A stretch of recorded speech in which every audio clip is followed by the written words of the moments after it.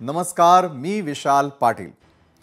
कृष्णा नदीवरील लाल बहादूर शास्त्री धरण जे अलमट्टी धरण म्हणून प्रसिद्ध आहे, त्याचं बांधकाम 1998 मध्ये सुरू झालं आणि 2002 मध्ये ते पूर्णत्वाला आलं। मात्र अजूनही या धरणावरून वाद सुरूच आहे। एकीकडे अलमट्टी धरणाची उंची वाढवण्यात यावी यासाठी कर्नाटक सरकारचे जोरदार प्रयत्न सुरू आहेत, तर दुसरीकडे या धरणाची उंची वाढवण्याला महाराष्ट्रामधून विरोध होताना दिसतोय। तसं पाहिलं तर धरणाला होणारा विरोधही योग्यच आहे म्हणा, कारण बऱ्याचदा सांगली आणि कोल्हापूरमध्ये आलेल्या महापुराला अलमट्टी धरण कारणीभूत असल्याचे अनेक अहवाल यापूर्वी सुद्धा समोर आले आहेत आणि त्यामुळे सांगली आणि कोल्हापुरामधून अलमट्टी धरणाची उंची वाढवण्याच्या निर्णयाला विरोध होताना दिसतोय आणि त्यामुळे आगामी काळात अलमट्टी धरणाच्या उंचीवरून दोन्ही राज्यांचं राजकारण आणखीनच तापण्याची शक्यता आहे। तर दुसरीकडे छत्तीसगडमधील नारायणपूरमध्ये सुरक्षा दलांनी नक्षलवादाविरोधात मोठी कारवाई केली आहे। 26 नक्षलवाद्यांना कंठस्नान घालण्यामध्ये सुरक्षा दलांना यश आलंय। यानंतर केंद्रीय गृहमंत्री अमित शहांनी सुरक्षा दलाच्या जवानांचं कौतुक केलं। याच दोन महत्त्वाच्या विषयांवरती आज आपण चर्चा करणार आहोत आपल्या न्यूज प्लॅनेटमध्ये। न्यूज प्लॅनेटचे सहप्रायोजक आहेत सपट परिवार, माझा चहा, माझा परिवार।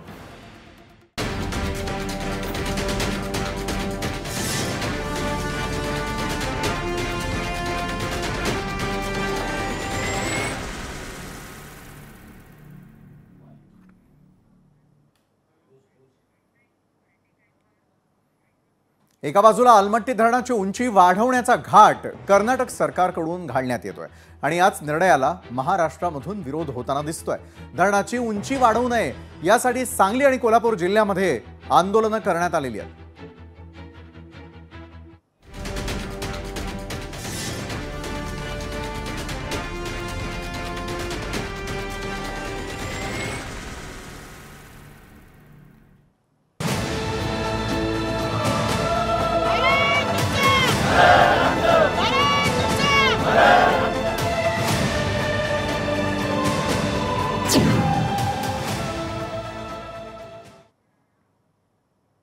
कोल्हापूरसह सांगली जिल्ह्यातल्या महापुराला अलमट्टी धरण कारणीभूत ठरतं हे सर्वश्रुत आहे। असं असताना देखील कर्नाटक सरकारनं मात्र या धरणाची उंची वाढवण्याचा निर्णय घेतलाय। त्याची तयारी देखील कर्नाटकनं सुरू केली आहे। आधीच या धरणामधून पाण्याचा विसर्ग योग्य पद्धतीनं होत नसल्यानं सांगली आणि कोल्हापूर या दोन्ही जिल्ह्यांना महापुराचा फटका बसत असतो। त्यात हजारो हेक्टर शेतीचं आणि मालमत्तेचं मोठ्या प्रमाणावर नुकसान देखील आपण सगळ्यांनी पाहिलंय। त्यामुळे अनेक गावांवर स्थलांतर करण्याची देखील वेळ येते आणि यामुळे अलमट्टी धरणाची उंची वाढवण्याविरोधात कोल्हापूर आणि सांगली जिल्ह्यामध्ये जन आंदोलन उभं राहिलेलं आहे। या आंदोलनात विरोधी पक्षातील नेतेही सहभागी होताना दिसताय। नुकतीच अलमट्टी धरणाच्या उंची वाढवण्याच्या निर्णयाविरोधात जलसंपदा मंत्री राधाकृष्ण विखे पाटील यांनी बैठकही घेतली। या बैठकीचं आपल्याला निमंत्रण नसल्याचा आरोप महाविकास आघाडीच्या नेत्यांकडून करण्यात आला। यावर विरोधकांनी गैरसमज करून घेऊ नये, आम्ही त्यांनाही बैठकीचा निरोप पाठवला होता अशी विनंती सत्ताधाऱ्यांच्या वतीनं करण्यात आली। तसंच 15 दिवसांनी पुन्हा एकदा बैठक होणार असून त्याला विरोधकही असतील अशी प्रतिक्रिया कोल्हापूरचे पालकमंत्री प्रकाश आबिटकर यांनी दिली आहे। तर या विषयाला सुरुवात करण्याआधी अलमट्टी धरणाचा नेमका इतिहास काय आहे तो अगदी आपण थोडक्यामध्ये समजावून घेऊया।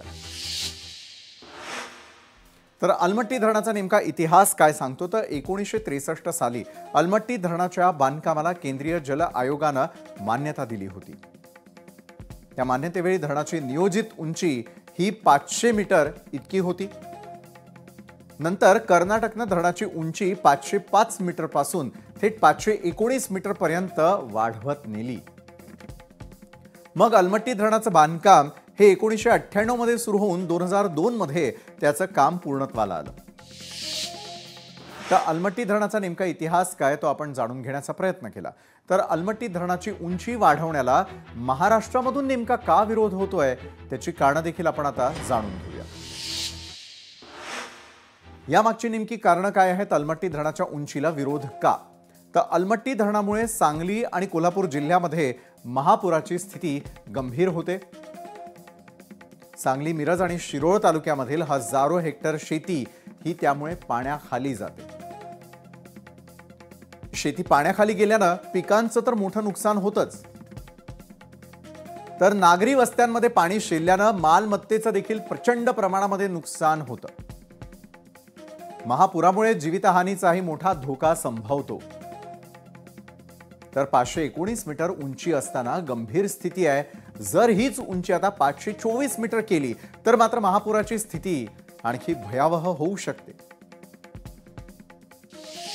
तर अलमट्टी धरणाच्या उंचीला नेमका विरोध काय ते आपण जाणून घेण्याचा प्रयत्न केला. आपण थोडं जर मागं गेलो तर मात्र 2005 मध्ये अलमट्टी धरणामध्ये अगदी पहिल्यांदाच पाण्याची पातळी ही 519.66 मीटरवर नेण्यात आलेली होती आणि त्यावेळी महाराष्ट्रामध्ये महापूर आलेला होता. सरासरीपेक्षा जास्त पाऊस झाल्यास सांगली आणि कोल्हापूरमध्ये महापुराची तीव्रता वाढल्याचं निरीक्षणही बऱ्याचदा नोंदवण्यात आलंय.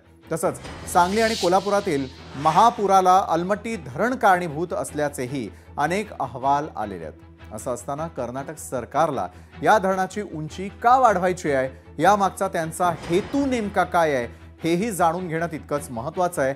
कारण अलमट्टी धरणामुळे कोल्हापूर आणि सांगलीला महापुराचा फटका बसतो हे सर्वांनाच माहिती आहे. मग असं नेमकं काय कारण आहे की कर्नाटक सरकारला या धरणाची उंची वाढवायची आहे? त्यामागची कारणं देखील आपण आज अगदी थोडक्यामध्ये जाणून घेऊयात. तर यामागची नेमकी कारणं काय सांगतात त्यावर एक नजर. अलमट्टी धरणाची उंची वाढवल्यास पाणी साठा वाढणार आहे. धरणातील पाणी साठ्यामध्ये 200 TMC पर्यंतची वाढ होईल. बेळगाव, विजापूर, बागलकोट जिल्ह्यातील शेतीला त्यामुळे फायदा होणार आहे. तिन्ही जिल्ह्यांमधील 2 ते 2.5 लाख हेक्टर जमीन ही सिंचनाखाली येणार. तर याच महत्त्वाच्या विषयावरती आज अधिक चर्चा करण्यासाठी आपण आपल्या सोबत आमंत्रित केलेलं आहे आजच्या न्यूज प्लॅनेटमध्ये. ते म्हणजे खासदार विशाल पाटील आपल्या सोबत या क्षणी जोडले गेलेले आहेत आणि कृष्णा महापूर नियंत्रण नागरी कृती समितीचे सदस्य सर्जेराव पाटील देखील आपल्या सोबत आहेत आणि अगदी काही क्षणामध्ये इतरही मान्यवर आपल्या सोबत जोडले जातील. आपल्या दोघांचंही स्वागत करतो. खरं तर विशाल पाटील यांच्यापासून या चर्चेला सुरुवात करूयात. विशालजी, सांगली असेल, कोल्हापूर असेल, त्या ठिकाणी महापुराचा बसलेला फटका हा कित्येक वर्ष चर्चेचा विषय होतोय. त्या संदर्भातल्या बातम्या आम्ही महाराष्ट्र आणि आपल्या तमाम प्रेक्षकांपर्यंत पोहोचवत असतो. मात्र आता अलमट्टी धरणाची जर उंची वाढवण्याचा निर्णय घेतला तर त्याचे येत्या काळातील परिणाम काय असतील? हे पहा, उंची वाढवणं हा पुढचा प्रश्न आहे. मुळात विषय असा आहे की उंची आत्ता जी आहे 519 हीच धोकादायक आहे. मुळात जो आपला मोठा पूर आला 2005 ला आला, 19, 21, 22 म्हणजे सातत्यानं कोल्हापूर जिल्हा असेल, सांगली जिल्हा असेल, ही कृष्णा नदीच्या काठची जी सगळी गावं आहेत ती पाण्याखालती आली, शहरं पाण्याखालती आली. त्यावेळेला ह्या धरणाच्या उंची वाढलेलीच आहे, पण त्या ठिकाणी पाणी साठा हा 524 पर्यंत नेला नव्हताच, 519 पर्यंतही नेला नव्हता. 517च्या लेवललाच, 517 म्हणजे समुद्र पातळीपासून त्यांनी जो पाण्याचा साठा करतात त्याची सर्वात जास्त उंची ती 517 मीटर असतानाच आपल्या सांगली आणि कोल्हापूर जिल्ह्यात पूर आला होता. आता ह्याच्यात जर 7 मीटरने आणि पाणी उंच केलं, 7 मीटर म्हणजे जवळजवळ 25 फूट. आताच सांगली जवळजवळ 10, 12, 15 फुटापर्यंत सांगली शहर पाण्याखालती होतं. कोल्हापूर शहरात 20 फुटानं पाणी होतं. पुढे जर 25 फुटाने पाण्याचीच पातळी वाढवली तर राहिलेलं जिल्हा तरी राहील का? म्हणजे आता अर्थात त्यांनी पाणी वाढवलं म्हणजे इथं पूर येणार असं नाही, पण त्यांनी उंची वाढवल्यामुळे जेव्हा पूर परिस्थिती निर्माण होईल तेव्हा पूर्वी झालेल्यापेक्षा भयंकर निर्माण होईल. बरोबर आहे आणि हीच भीती मनामध्ये ठेवून त्या ठिकाणी अनेक आंदोलनांना सुरुवात होत असल्याचं आपण पाहतोय. विशालजी, मी आपल्याकडे येईलच. स्वाभिमानी शेतकरी संघटनेचे नेते राजू शेट्टी देखील आपल्यासोबत जोडले गेलेले आहेत. मात्र सुरुवातीला मी कृष्णा महापूर नियंत्रण नागरी कृती समितीचे सदस्य सर्जेराव पाटील आपल्याकडे येतो. सर्जेरावजी, जसं विशाल पाटील यांनी एक शंका उपस्थित केलेली आहे की 517 मीटरपर्यंत जर पाणी जात असेल तर ही भयावह परिस्थिती आहे. 519 आणि त्यानंतर 524 आणि पुढचा टप्पा जर वाढवत नेल्याचा जर प्रकार घडला तर याचे दुष्परिणाम अतिशय भयावह असतील.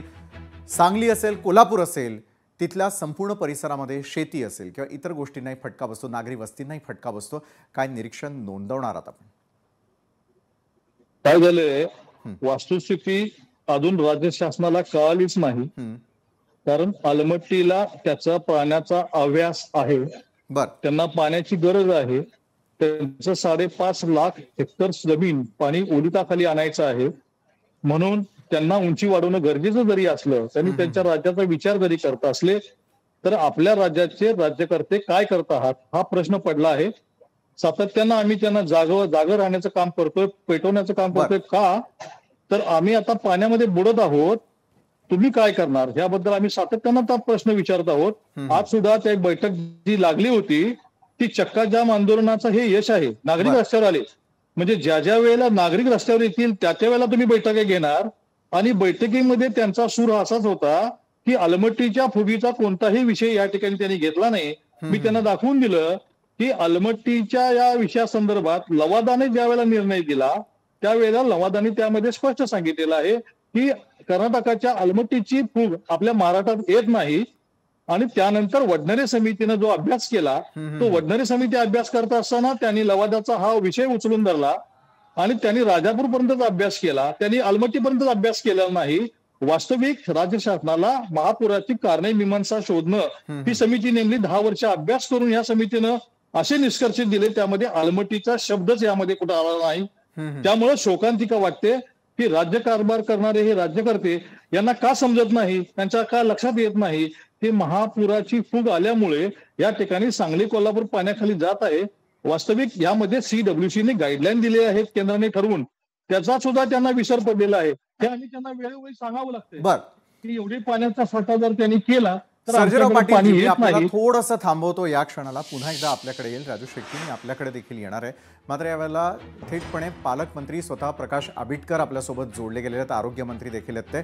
प्रकाश आंबेडकरजी, मला आपल्याला प्रश्न करायचा आहे की आज झालेली एक महत्त्वपूर्ण बैठक आणि त्या बैठकीनंतर जर कर्नाटक सरकारला धरणाच्या पाणी साठ्यामध्ये वाढ करण्यासाठी उंची वाढवण्याचा प्रस्ताव करण्यात आलेला आहे, मात्र हा प्रस्ताव सांगली असेल, कोल्हापूर असेल याला फटका देणारा ठरू शकतो. अशा वेळेला राज्य सरकारची आपल्या भूमिका काय आहे?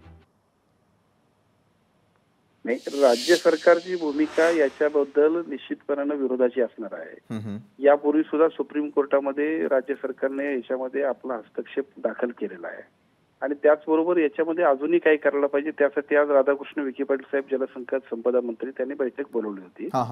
आजच्या बैठकीमध्ये काही प्राथमिक स्वरूपाची चर्चा झाली, पण अजूनही खूप चांगल्या पद्धतीने त्याच्यामध्ये काम करणं गरजेचं आहे. 15 दिवसानंतर परत आणखीन सगळ्यांच्या सोबत ते बसतील आणि एका बाजूला सुप्रीम कोर्टातलं जे काही काम आहे त्याच्या माध्यमातून कोणत्याही परिस्थितीमध्ये तिची उंची वाढू नये यासाठी जे काय स्टँड घ्यायला पाहिजे तो अजून घेणं गरजेचं आहे. तर त्यासाठी सुद्धा काम करणं आणि त्याचबरोबर अन्य उपाययोजना सुद्धा आहेत. म्हणजे विशेषतः हा फ्लडसाठी जे काही एकूण पाणी येतंय ते पाण्याचं नियोजन इतरत्र वळवण्याबद्दल सुद्धा राज्य शासनानं वर्ल्ड बँकेचा एक प्रोजेक्ट केला की ज्याच्यासाठी 3-3.5 हजार कोटी रुपये मंजूर केलेत. त्या सध्या त्या संदर्भातल्या सुद्धा जे काही काम गतिमान पद्धतीने आता अगदी टेंडर प्रोसेस पर्यंत आलेलं आहे. या विषयावरती सुद्धा खूप चांगल्या पद्धतीने चर्चा झाली. बरं, पण आज विरोधकांना बोलावण्यात आलं नाही अशी त्यांची तक्रार आहे. या तक्रारीचं निवारण कशा प्रकारे करणार? आजच्या बैठकीमध्ये नेमकं काय घडलं? नाही, विरोधकांना बोलवलं नाही किंवा बोलावणं नाही असं नाही झालेलं. बरं, एकतर मुळातच असा विषय आहे की अलमट्टीच्या विषयावरती खासदार विशाल पाटील साहेबांनी मध्यंतरी एक पत्र जे दिलं होतं, सेंट्रल आपल्या पार्लमेंटमध्ये जो प्रश्न विचारला होता आणि त्यानंतर खऱ्या अर्थानं त्याच्याबद्दल वेगवेगळी मतमतांतर तयार झालीत. त्यामुळे आम्ही सातत्यानं कॅबिनेटमध्ये आणि कॅबिनेट नंतर त्याच्यानंतर सुद्धा जलसंपदा मंत्र्यांकडे आम्ही सातत्यानं पाठपुरावा करतोय आणि त्याच अनुषंगाने ती बैठक लावली होती. आता त्या बैठक लावल्यानंतर परत आपल्याकडे सांगलीला एक आंदोलन झालं याच्यावरती. सगळ्या लोकांचे सर्वच लोक प्रतिनिधी होते, सर्व पक्षीय होते. त्यांना सुद्धा बोलण्याबद्दल काय हरकतच नाही, कारण शेवटी हा काय प्रश्न कुणाचा एकट्याचा नाही, सार्वजनिक दृष्ट्या सगळ्यांनीच आम्ही त्यात सहभागी होणं गरजेचं आहे. त्यामुळे त्या सगळ्यांना निमंत्रण दिलेलंच होतं. फक्त थोडंसं कन्फ्युजन असं झालं की इंडिव्हिज्युअल नावं नव्हती आणि मला असं अपेक्षित असं होतं की बाबा त्यांना निरोप आम्ही देणं हे गरजेचंच आहे सोडा. त्यामुळे काय हरकत नाही, आम्ही 8 दिवसानंतर 15 दिवसानंतर परत बोलू ना, कारण शेवटी सगळ्यांशिवाय हा प्रश्न सुटणार नाही आणि सगळ्यांची जबाबदारी आहे, ते काय तो भागत नाही. बरोबर आहे. पुढच्या बैठकीला विरोधकांना आमंत्रित केलं जाणार का? आणि काही हरकती आणि काही सूचना जर असतील विरोधकांच्या म्हणा किंवा तिथल्या नागरिकांच्या, कोल्हापूरवासियांच्या, सांगलीकरांच्या, तर त्याचा विचार होईल का? निश्चितपणे होणार किंवा तो करावाच लागेल. शेवटी हा प्रश्न असा आहे की ज्या पद्धतीनं सांगली आणि कोल्हापूरला 2019 आणि 2021च्या पुरामुळे जो काही फटका बसलाय ती परिस्थिती बघितल्यानंतर त्याच्यावरती कायमस्वरूपी उपाययोजना करण्यासाठी जे जे उपाय करायला पाहिजे त्यासाठी सगळ्या एक्सपर्टचं ओपिनियन, जलसंपदाच्या अधिकाऱ्यांचं मत आणि सर्व लोकप्रतिनिधींचा सुद्धा सूचना आणि त्या सगळ्यांचा सक्रिय सहभाग असल्याशिवाय कुठलीच गोष्ट होणार नाही. त्यामुळे त्या सगळ्या गोष्टी आम्ही दुरुस्त करू. आज सुद्धा जर असा गैरसमज जो झालाय तो सुद्धा दुरुस्त करण्याची जबाबदारी आमच्या सगळ्यांवर आहे. पण ती निश्चितपणाने आम्ही करणार आहोत, करावं लागेल त्याला काय पर्याय नाही. बरोबर आहे. तर दुसरीकडे जसं तुम्ही म्हणताय की सगळ्यांना विश्वासात घेऊन या संदर्भातला निर्णय घेतला जाईल. यावेळेला आपल्यासोबत स्वतः राजू शेट्टी देखील आहेत, विशाल पाटील देखील आहेत, जसा आपण मगाशी उल्लेख केला की त्यांनी या संदर्भातला प्रश्न उपस्थित केलेला होता आणि त्यानंतर तातडीनं ही पावलं उचलण्यात आलेली आहे. राजू शेट्टीजी, मला आपल्याला आता विचारायचं आहे, जसं प्रकाश आंबेडकरजी देखील आपल्यासोबत आहे, त्यांचं जे म्हणणं होतं की एका बाजूला आम्ही विरोधकांनाही सोबत घेऊयात आणि काही हरकती आणि काही प्रश्न असतील तर त्याची देखील उत्तरं घेतली जातील. आज पालकमंत्र्यांना आपल्याला काही सांगावं असं वाटतं का, काही निवेदन करावं असं वाटतं का? कारण अनेकांच्या शेतजमिनी देखील यामध्ये जर गेल्या तर नुकसान शेतकऱ्यांचं आहे. राजू शेट्टी. निश्चितच याच्यामध्ये मोठ्या प्रमाणामध्ये नुकसान होणार आहे. सांगली आणि कोल्हापूर जिल्ह्याच्या बाबतीत बोलायचं झालं तर महापुराचा फटका जसा शेतकऱ्यांना बसणार आहे तसा सर्वसामान्य लोकांना सुद्धा बसणार आहे. मग तो कोल्हापूर शहर असेल, इचलकरंजी शहर असेल, सांगली शहर असेल, अगदी वाळवा आणि कराडपर्यंत याची व्याप्ती जाते. आणि मग नदीकाठची जी काही छोटी मोठी गावं आहेत, मग ते कृष्णा नदी असेल, वारणा असेल, पंचगंगा असेल, दूधगंगा असेल, या साऱ्या नदीकाठच्या शेतकऱ्यांना सुद्धा, सर्वसामान्य गावातल्या लोकांना सुद्धा महापुराचा मोठा फटका बसणार आहे. आणि अशा परिस्थितीमध्ये मला तर वाटतं की याच्यामध्ये काही राजकारण करण्याची काही आवश्यकता नव्हती. मला सुद्धा निमंत्रण होतं, पण काल रात्री 10 वाजता मला निरोप आला की तुम्हाला बैठकीला बोलवलंय. तर मला सांगा की 10 वाजता एक तर आम्ही एका ठिकाणी कुठं निरोपाची वाट बघत थांबलेलो नसतो आणि मग तिथून सगळी व्यवस्था करायची आणि मग धावत पळत मुंबई गाठायची, हे शक्य होत नाही ना. बरोबर. बैठकांची फार आधी एक आठवडा आधी ठरलेली होती. मग अशा प्रकारचा सावळा गोंधळ कशासाठी? आणि मग याच्यामध्ये मला 100% माहिती होतं की आजच्या बैठकीमध्ये निर्णय काहीच होणार नाही. कारण का तर एक तर तो हा एका राज्याच्या हातातला प्रश्न नाही, या केंद्राकडे जावं लागेल. केंद्र सरकारनं दरडावून कर्नाटक सरकारला सांगणं आवश्यक आहे. तुमच्या वाट्याचं पाणी तुम्ही जरूर अडवा, परंतु दुसऱ्याचं नुकसान करून तुम्ही पाणी अडवू नका. बरोबर. एकाच्या पाण्याच्या गरजेसाठी आमच्या शेतकऱ्यांच्या जमिनी असतील किंवा नागरी वस्त्या असतील, त्याचा हा खरं तर प्रश्न आहे. प्रकाश सर, मी आपल्याकडे थोडंसं येईल, मात्र लगेच विशाल पाटील यांना मला विचारायचं आहे की जसं मगाशी प्रकाश आंबेडकर सरांनी देखील उल्लेख केला की आपण जो दिल्ली दरबारी हा प्रश्न उपस्थित केला त्याची तातडीनं दखल घेण्यात आलेली आहे. आत्ता सरकारकडून आपल्या अपेक्षा नेमक्या काय? नाही, आंबेडकर साहेब संवेदनशील मंत्री आहेत, आमदार आहेत. मात्र दुर्दैवानं त्यांनी सांगितलं तो शब्द खूप चांगला आहे, कन्फ्युजन. हे सरकारच पूर्ण कन्फ्युजनचं सरकार आहे. अजूनही त्यांचे 3 ठिकाणी 3 दिशेनं निर्णय चाललेले आहेत. काय चाललंय ह्यांना माहित नाही. दिल्लीत खूखूप सोपं गणित आहे. तुम्हाला हा जो झालेला निर्णय आहे, कर्नाटक सरकार CWC कडे गेली, 524 मीटर 524.256 ची उंची आणि पाणी साठा करायची परवानगी मागितली. आपण त्या ठिकाणी कदाचित मत मांडायला कमी पडलो असो, निर्णय आपल्या विरोधात लागलेला आहे. ह्याच्यानंतर कुठल्याही फोरम मध्ये ना CWC कडे, जल आयोगाकडे, न कृष्णा ट्रायब्युनलकडे, ना हायकोर्ट, सुप्रीम कोर्ट, कुठल्याही फोरम मध्ये महाराष्ट्र गव्हर्नमेंट आज तागायत कुठलीही अपील दाखल केली नाही. त्याचं कारण असं आहे की कुठलीही अपील दाखल करत असताना एक सोपं गोष्ट, एक ते सांगतात की तुम्हाला जुन्या ह्याच्यात तुम्हाला हिअरिंग दिली गेली नसेल तर तुम्ही अपील मध्ये या. दुसरं, तुमच्याकडे न्यू एव्हिडन्स, काहीतरी नवीन तुमच्याकडे पुरावे उपलब्ध आहेत का? महाराष्ट्र शासनाला फक्त नवीन पुरावे उपलब्ध करायचे आहेत आणि नवीन पुरावे उपलब्ध करणं म्हणजे समिती. ज्या ठिकाणी तुम्ही समितीतनं त्या ठिकाणी असा विषय आणायचा आहे की हा अलमट्टीचा धरण आमच्या पुराला जबाबदार आहे. दुर्दैवानं, मी प्रत्येक वेळेस सांगतो, दुर्दैवानं आपणच आपल्या मुलासाठी लिहून देतो की आमचा मुलगा हुशार नाही आणि मग प्राचार्याला ओरडत बसतो त्याला नापास का केलं. आपणच नेमलेल्या समिती म्हणते की ह्या अलमट्टी धरणाचा ह्या पुराशी काही संबंध नाही. मी शासनाला तेच विचारतो, आंबेडकर साहेबांना विचारतो की त्यांनी मुख्यमंत्री साहेबांना विचारावं, त्यांनी आज त्या खात्याच्या मंत्र्यांना विचारावं की त्यांचं वैयक्तिक मत काय आहे, अलमट्टी जबाबदार आहे का नाही, हे वैयक्तिक मत ते सांगत नाही. त्यांनी आम्हाला न बोलवायचं कारण खूप सोपं आहे. त्यांना स्वतःचं पितळ उघडं होईल ही भीती आहे. आणि दुसरं म्हणजे ह्या पश्चिम महाराष्ट्राने लोकसभेला भाजपला पराभूत केलेला आहे, त्याचा राग या जनतेवर काढायचा आहे. सगळी बुडली तरी चालतील, पण ह्यांचा भाजपचा पराभव अजूनही खूप त्रास देतो. बरं, नक्कीच तुम्ही उपस्थित केलेल्या प्रश्नाचं उत्तर आपण प्रकाश आंबेडकर सर यांच्याकडून घेणार आहोतच. मात्र प्रकाश आंबेडकरजी, मला आणखी एक महत्त्वाचा प्रश्न आपल्याला विचारायचा आहे, तो म्हणजे या माध्यमातून आज तुम्ही कोल्हापूरवासियांना आश्वस्त करणार आहात का? विरोधकांचे देखील काही प्रश्न आहेत, त्याची उत्तरं ही सरकारकडे आहेत का? नाही, मी आता खासदार साहेबांचं ऐकत होतो, विशाल पाटील साहेब जे बोलत होते, मला असं विनंती अजूनही करायची, आणि ते सगळेच लोक आमच्यापेक्षा पण जबाबदार लोक आहेत निश्चितपणानं. प्रश्न असा आहे की समजा याच्यामध्ये कन्फ्युजन मी एवढ्यासाठी म्हटलं की खरं तर आज ते सुद्धा पाहिजेच होते, आणि नसतील तरी ठीक आहे ना, 8-15 दिवसांनी आपण सगळ्यांनीच बसलं पाहिजे, कारण हा काय एकट्या दुसऱ्याचा विषय नाही आहे. आणि राहिला विषय काय की एखादी गोष्ट सरकार दडवतंय असं ज्यावेळेला आपण म्हणतोय, कशासाठी दडवायला पाहिजे? आपल्याला सोल्युशन काढायचं असेल तर डिस्कशन ओपन झालं पाहिजे. अजूनही खूप चांगले एक्सपर्ट्स आहेत. आज सुद्धा चर्चेमध्ये काही मुद्दे तिथे जे काही उपस्थित होते कृती समितीतले पदाधिकारी, त्यांनी सुद्धा चांगले मांडले. म्हणजे एखादी गोष्ट अधिकारी सांगतात आणि त्याच वेळेला ज्यावेळेला तिथले सोशल ऍक्टिव्हिस्ट असतात, तिथले लोकप्रतिनिधी असतात, त्यांचे मुद्दे, आणि त्यानंतर आपण एका राईट ओपिनियनवर आणि कन्फर्म डिसिजनवर जाऊ, त्याच वेळेला आपण पुढे जाणार आहोत. त्यामुळे ते आपल्याला करावंच लागेल. त्याच्यामध्ये निश्चितपणानं आपली ती जबाबदारी म्हणूनच आपण करू. पार्ट सेकंड असा आहे की आज जलसंपदा मंत्र्यांनी स्पष्टपणानं अगदी अधिकृत सांगितलं की सुप्रीम कोर्टामध्ये आपण इंटरव्हेन्शन दाखल केलेलं आहे, आणि त्या माध्यमातून या सगळ्या प्रक्रियेला आपण थांबवण्यामध्ये पहिल्या टप्प्यामध्ये जे काही करायला पाहिजे ते आपण करतोय, म्हणजे ज्याचा उल्लेख सन्माननीय खासदार साहेबांनी केला.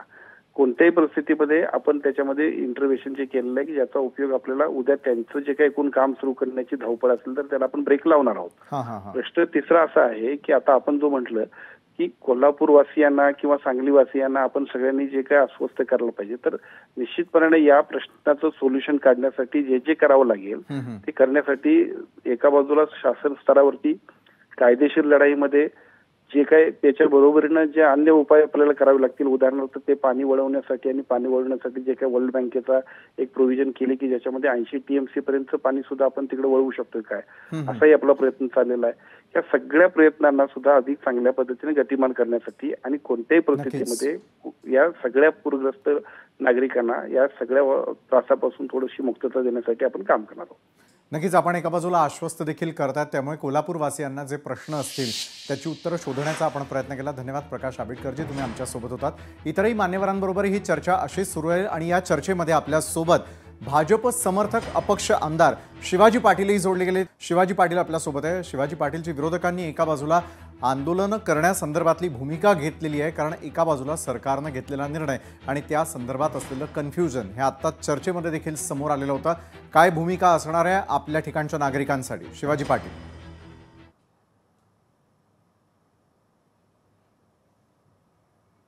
आपण अनम्यूट कराल तर आपला आवाज महाराष्ट्र ऐकू शकेल. आज सर्वप्रथम पुढारी न्यूज चॅनलचं मी मनापासून अभिनंदन लोकशाही करेन. मराठीवरती लाईव्ह आहात आपण. लोकशाही मराठीचं का तुम्ही दखल घेतलीत, कारण आम्हाला जिल्ह्यांमधून आम्हाला काही निरोपच नव्हता आला की कोल्हापूर जिल्ह्यामधलं आपलं चंदगड विधानसभा सर्वच राजकारणी विसरत चालले, कारण आज पण ह्याची दखल नाही घेतली, कारण आपण दखल घेऊन आम्हाला एक बोलायची संधी दिली, त्याबद्दल आपलं मनापासून धन्यवाद. अलमट्टी धरण आधीची उंची संदर्भात सर्वच आमच्या जिल्ह्याच्या नेत्यांनी महाराष्ट्राच्या मुख्यमंत्री महोदय साहेबांनी सगळ्या नेत्यांनी आपलं म्हणणं मांडलेलं आहे. खूप गांभीर्याचा प्रश्न आहे तो आणि खूप गरजेचं आहे. कर्नाटक सरकारचं अन्याय अत्याचार आपण सर्वच मराठी भाषिकांना होतोय. तसंच ह्या नदी पुराच्या संदर्भात तर खूप भयानक त्यांची परिस्थिती अनुभवलीच आहेत. तर तशीच परिस्थिती हिंडकल डॅम जो आमच्या हुक्केरी तालुका कर्नाटकमध्ये येतो, तो बेंगलोर पुणे हायवे लगत आहे.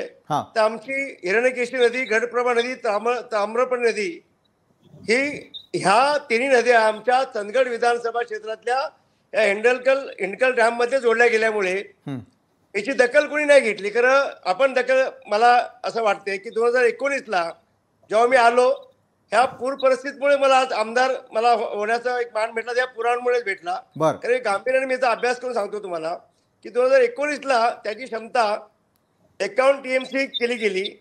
2019ला जाणीवपूर्वक 3 वर्ष असताना पाऊस नव्हता.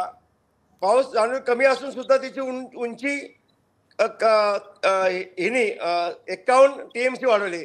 पूर्वी त्याची 37 TMC होती धरण, आणि 2019ला त्याची क्षमता 51 TMC वाढवली गेली. निश्चित हा इतिहास आपण आपल्या प्रेक्षकांना सांगितलाय. थेट मुद्द्यावरती येऊयात आपण. हा मुद्द्यावर बोलूया. तर ते असून सुद्धा आज त्याचा 2019ला चंदगड, गडिंग्लज, आजरा हा पूर्ण पाण्याखाली गेलेला प्रदेश होता. आम्ही शेतकरी कुटुंबाने आम्ही सर्व पाण्याखाली, हा पूर जेवढा चंदगड तालुक्याने बघितला एवढा कोणी बघितलं अशी परिस्थिती आमची काढली. त्याचबरोबर जेव्हा अलमट्टी धरणाचा विषय येतो तेव्हा हेंडकल डॅमचा पण विषय आपल्याला घेणं गरजेचं आहे. मी तिथला अपक्ष आमदार म्हणून या नात्याने महाराष्ट्र शासन आणि कर्नाटक शासनाला मी विनंती करतो की हा पण प्रश्न गांभीर्याने घेऊन ही पूर्व परिस्थिती आपण सातत्याने 3 वर्ष तितक्याच गांभीर्यानं आपण याचा पाठपुरावा करावा अशी इच्छा आम्ही व्यक्त करतो. सर्जेराव पाटील आपल्याकडे येईल. सर्वच राजकीय नेते मंडळी तर आपल्या सोबत आहे, मात्र आता सर्वसामान्य नागरिकांची देखील एक भूमिका अतिशय महत्त्वाची असेल. जे नागरिकांच्या भल्यासाठी आहे ते काय करावं, थेट उपाययोजनांवरती आपण येऊयात. अगदी थोडक्यात मला दोन्ही मान्यवरांकडे जायचंय. एक मिनिट मला म्हणणं मांडू द्या. सर्जेरावजी,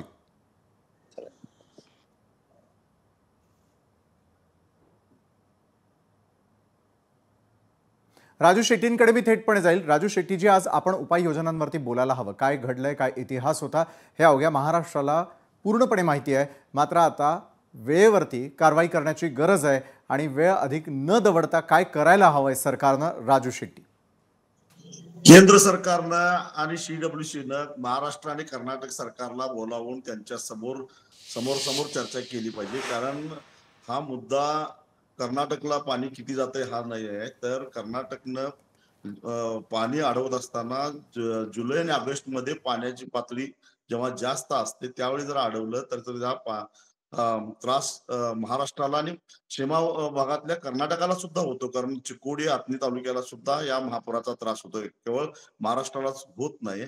आणि त्यामुळं किमान 25 ऑगस्ट पर्यंत तरी आलमट्टीच्या धरणाची पाण्याची पातळी ही साधारणपणे 516-17 पर्यंतच ठेवली पाहिजे.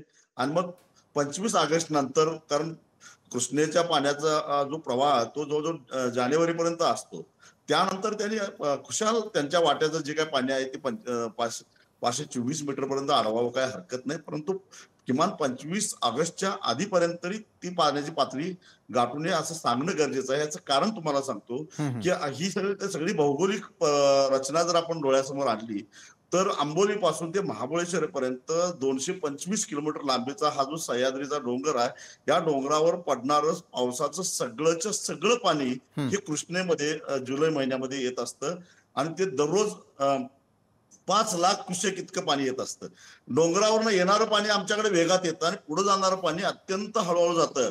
कारण किंवा 524 मीटरला जेव्हा पाणी तिथं स्थिरावतं त्यावेळी नरसिंहवाडीला, शिरोळ तालुक्यामध्ये जे नरसिंहवाडी गाव आहे, या गावामध्ये कृष्णा नदीचा पाण्याचा जो तळ आहे तो 526 मीटरवर आहे. म्हणजे इथून 220 किलोमीटर लांबीच्या नदीला केवळ 1 मीटरचा उतार मिळतो. आणि त्यामुळे येणारं पाणी हे वेगात येतं आणि पुढे सरकणारं पाणी अत्यंत मंद गतीनं जातं आणि पाण्याची फूग तयार होते. आणि 30-30 दिवस पाणी इथं राहिल्यामुळं इथल्या शेतीची, इथल्या गावांची, इथल्या शहरांची, इथल्या छोट्या उद्योगांची वाताहत होते. इथल्या एका सगळ्या अर्थकारणावर त्याचा विपरीत परिणाम होतो. आणि त्यामुळं केंद्र सरकारनं कर्नाटक सरकारला खडसावून सांगण्याची आवश्यकता आहे, तरच याच्यातून काहीतरी शाश्वत उपाययोजना काढता येईल. बरोबर आहे. आज आपण आता थेट याच्यावरती बोलतोच आहोत. जसं आता मगाशी देखील पालकमंत्र्यांनी स्वतः मान्य केलं की खासदार विशाल पाटील यांनी या संदर्भातला आवाज उठवला आणि त्यानंतर हा प्रश्न सगळ्यांसमोर आला. विशाल पाटीलजी, काही वर्षांपूर्वीची परिस्थिती आपल्याला माहिती आहे, ती पूर परिस्थिती पुन्हा उद्भवू नये, दुसरीकडे राज्य आणि कर्नाटक सरकार यांच्यामध्ये समन्वय असेल तर ती परिस्थिती पुन्हा उद्भवणार नाही. मात्र जर आपण धरणाच्या उंचीला केलेला विरोध असेल तर त्याचे देखील काही दुष्परिणाम होऊ शकतात का, आणि ते होऊ नये म्हणून वेळीच उपाययोजना. विशालजी, नाही, हे बघा, ह्या वेळेस लोकसभेत मी वेळीच मुद्दा मांडला की ह्या वेळेस सुद्धा तुम्ही पावसाचं जर प्रमाण बघितलं तर गेल्या 2024ला सुद्धा मोठ्या प्रमाणात पाऊस पडला होता आणि त्यामुळे धोका होता की पुन्हा आपल्याला पूर ह्या ठिकाणी येऊ शकेल. थोडं कोऑर्डिनेशन दिल्लीहून सेंट्रल वॉटर कमिशननी केलेलं, मात्र दोन्ही राज्यांनी उल्लंघन केलं आपल्या नियमांचं. प्रत्येकाला नियम दिलेले आहेत की किती तारखेपर्यंत, आता शेट्टी साहेबांनी, खासदार शेट्टी साहेबांनी मुद्दा मांडला की किती तारखेपर्यंत किती पातळी गाठायची, त्याला लिमिट्स आहेत. 50% ह्या तारखेपर्यंत, 75% ह्या तारखेपर्यंत, 90% ह्या तारखेपर्यंत आणि 100% तुम्ही त्या तारखेच्या पुढे जाऊ शकता. दोन्ही राज्य हे जे सीडब्ल्यूसी गाईडलाईन, सीडब्ल्यूसी म्हणजे सेंट्रल वॉटर कमिशन, दोन्ही राज्य हे सीडब्ल्यूसीचे गाईडलाईन्स फॉलो करत नाही, त्याचं उल्लंघन करतात. त्यामुळे कोयना सुद्धा धरणात सुद्धा त्या तारखेच्या पेक्षा जास्त, ज्या तारखेला त्यांना 50% ठेवायला परवानगी आहे तिथं 75% पर्यंत जातात. आणि कर्नाटक राज्य सुद्धा त्यांच्या काही स्कीम आहेत ते तिथं त्यांचं इलेक्ट्रिसिटी बिल वाचते, सायफरनी त्या स्कीम चालतात, त्यासाठी त्यांनी सुद्धा लवकर पाण्याची पातळी वाढवतात. त्याचं दोन्ही राज्यांनी समन्वय करण्यासाठी कर्नाटक राज्याचा एक प्रतिनिधी कोयना धरणावर आणि महाराष्ट्राचा एक प्रतिनिधी अलमट्टी धरणावर ठेवला आणि दोघांनी जर चांगलं नियोजन केलं तर हे येणारा धोका टळू शकेल. पण हा धोका आपण 519चा सांगतोय. 524 होत असताना स्वाभाविक आहे भीती वाटते, कारण 2005च्या पूर्वी येत नव्हता, हे 2ला ह्याचे बांधकाम झाल्यानंतर पूर यायला लागला. भीती वाटते आणि ह्याला एकच पर्याय आहे की महाराष्ट्र राज्याने पुरावे तयार करावे लागणार. दुसरं, जन आंदोलनातनं आपल्याला ह्याला विरोध करावा लागणार. प्रत्येक फोरमला सामान्य शेतकरी, सामान्य नागरिक सुद्धा कोर्टात जायचा प्रयत्न करावा लागणार. कारण महाराष्ट्र गव्हर्नमेंट इंटरव्हेन्शन ऍप्लिकेशन द्यायला लागले ज्या सुप्रीम कोर्टाच्या केसमध्ये, त्या सुप्रीम कोर्टात उंचीबद्दल किंवा पुराबद्दल विषयच नाहीये. ते जे सुप्रीम कोर्टात विषय चाललेला आहे तो लवादाचा आहे, पाणी वाटपावर आहे. तिथं इंटरव्हेन्शन घेऊन काय उपयोग होणार नाही. आपल्याला सेपरेट पुरावे देऊन स्टे आणायला लागणार आहे, उंचीमुळे पूर येतो म्हणून. खरोखर. आणि याच अनुषंगाने आता पुढच्या काळामध्ये अलमट्टी धरणाचा मुद्दा किती गाजतो याची अगदी थोडक्यात झलक आपल्याला या चर्चेच्या माध्यमातून समोर आलेली आहे. धन्यवाद विशाल पाटील, धन्यवाद राजू शेट्टी, आपण या चर्चासत्रात आमच्यासोबत जोडला गेलात त्यासाठी. धन्यवाद सर्जेराव पाटील आणि शिवाजी पाटील, हे देखील आपल्या चर्चेमध्ये सामील झाले होते त्यासाठी. लोकशाही मराठी, ऐका, पहा, जागरूक रहा.